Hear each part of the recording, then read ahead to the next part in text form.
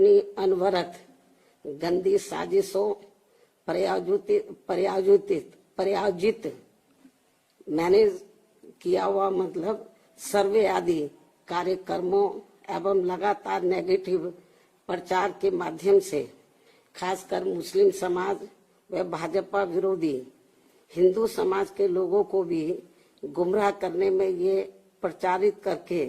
काफी हद तक सफल साबित हुआ है कि बीएसपी भाजपा की बी टीम है तथा ये पार्टी सपा के मुकाबले में कम मजबूती से चुनाव लड़ रही है।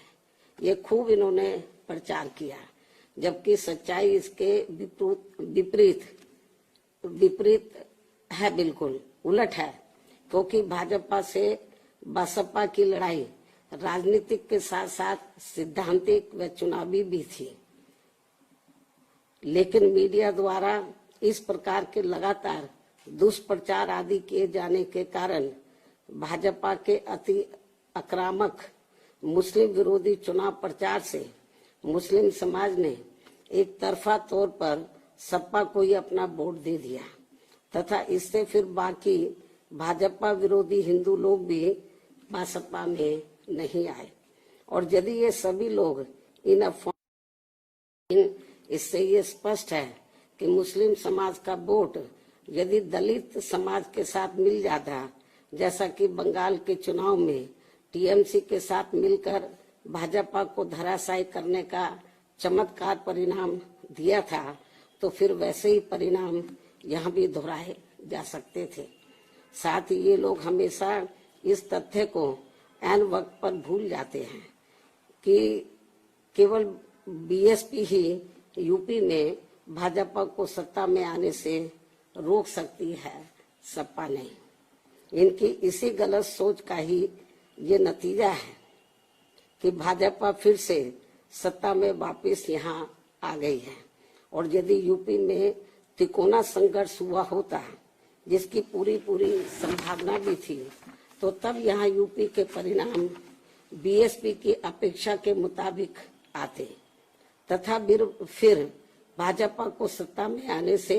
रोक लिया जाता। अर्थात कुल मिलाकर मुस्लिम समाज बीएसपी के साथ तो लगा रहा, किंतु इनका पूरा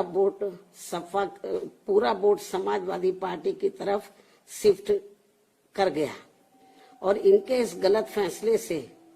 बीएसपी को बड़ा भारी नुकसान ये हुआ कि बीएसपी समर्थक अपर कास्ट व ओबीसी समाज की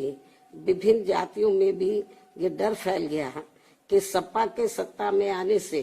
दोबारा यहाँ जंगल राज आ जाएगा और फिर ये लोग भी भाजपा की तरफ चले जाएंगे। इस प्रकार से भाजपा को हराने के लिए मुस्लिम समाज ने बार बार आजमाई हुई पार्टी बीएसपी से ज्यादा सपा पर भरोसा करने की बड़ी भारी भूल की है, जिसकी सजा बीएसपी को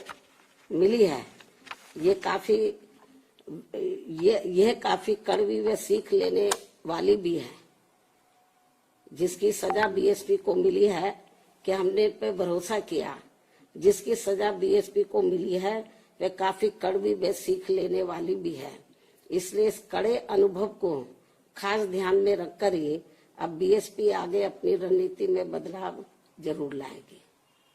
लेकिन ऐसे हालातों में भी बीएसपी मूवमेंट के हित में संतोष की बात ये रही है कि दलितों में से खासकर मेरे खुद के अपने समाज का वोट हमेशा की तरह इस बार भी अपनी मूवमेंट व पार्टी की लीडरशिप के साथ चट्टान की तरह पूरी मजबूती के साथ खड़ा रहा है। जिन पर मैं कितना भी गर्व महसूस करूं वह कम ही होगा तथा उनका जितना भी मैं आभार प्रकट करूं वह कम ही होगा। और अब मेरी उन सभी से ये भी अपील है कि उन्हें अपना मनोबल बिल्कुल भी नहीं गिरने देना है, क्योंकि बाबा साहब के अनुयायी कभी भी अपनी हिम्मत नहीं हारते हैं तथा वे अपना संघर्ष लगातार जारी रखते हैं। सफलता फिर एक दिन झक मारकर हमारे कदम जरूर चूमेगी। हमें बाबा साहब के कारवां को न रुकने देना है, न झुकने देना है। साथ ही हमें ये भी मानकर चलना चाहिए कि अब बुरा वक्त खत्म होने वाला है, क्योंकि पूरा खून पसीना बहाने के बावजूद भी जो यूपी का इस बार परिणाम आया है, तो उससे बुरा और क्या हो सकता है। अर्थात पार्टी के लोगों को निराश व हताश कतई नहीं होना है और अपने स्वाभिमान व मूवमेंट की सफलता के लिए पहले की तरह ही पूरे जी जान से पार्टी के कार्य में लगे रहना है। साथ ही इस बार यूपी में पार्टी की अपेक्षा के मुताबिक नतीजे नहीं आने को लेकर फिर से मैं उन्हें ये कहना चाहती हूँ, इस बार चुनाव में मुसलमानों का वोट एक तरफा सपा की ओर जाते देखकर दलित वर्ग में से मेरे खुद के समाज को छोड़कर बाकी सभी हिंदू समाज ने सपा के रहे गुंडा, माफिया, आतंकी व भ्रष्ट राज को याद करके तथा ये सोचकर कि कई हिंदुओं का वोट बंटने से सपा सत्ता में वापस न आ जाए, इसके डर से इन्होंने बीजेपी की नीतियों व कार्यशैली से दुखी व परेशान होते हुए भी अपना एक तरफा वोट बीजेपी को अंदर अंदर ट्रांसफर कर दिया, जिसने फिर बीएसपी को सन 1977 में कांग्रेस पार्टी की हुई स्थिति की तरह यहाँ चुनाव में लाकर खड़ा कर दिया है। हालांकि इसके बाद फिर अगले हुए चुनाव में कांग्रेस पार्टी पूर्व की तरह यूपी सहित देश के अन्य राज्यों में भी पुनः सत्ता में वापस आ गई थी। कहने का तात्पर्य ये है कि राजनीति में कभी कभी वर्तमान की तरह ऐसे उतार चढ़ाव भी आते हैं जिससे अपनी पार्टी के लोगों को भी दुखी होकर शांत बैठने की बजाय या इधर उधर भटकने की बजाय बल्कि ऐसी बदली हुई परिस्थितियों का भी मुकाबला करने के लिए अपनी वर्तमान रणनीति में परिवर्तन करके आगे बढ़ना होगा। और इसके लिए बाबा साहब के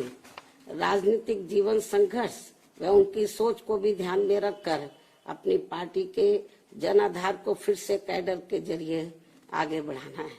साथ ही इस मामले में हमें ये भी याद रखकर आगे बढ़ना है कि कांग्रेस ने बाबा साहब को अपने रास्ते का रोड़ा मानकर इनको सीधे चुनाव में कामयाब नहीं होने दिया था,